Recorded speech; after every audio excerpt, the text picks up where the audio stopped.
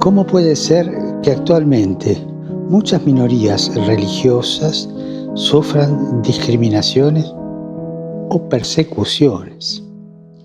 ¿Cómo permitimos en esta sociedad tan civilizada que haya personas que sean perseguidas simplemente por profesar públicamente su fe?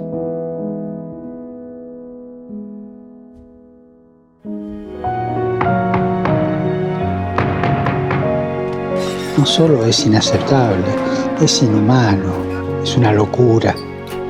La libertad religiosa no se limita a la libertad de culto, es decir, a que puedan tener un culto el día que es prescrito por sus libros sagrados, sino que nos hace valorar al otro en su diferencia y reconocer en él a un verdadero hermano.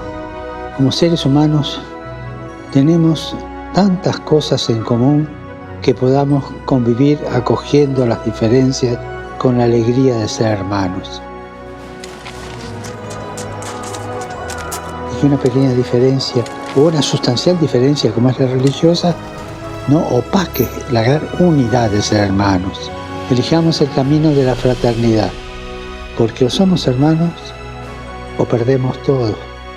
Recemos para que las personas que sufren discriminación, que sufren persecución religiosa, encuentren en las sociedades en las que viven el reconocimiento y la dignidad que proviene de ser hermanos y hermanas.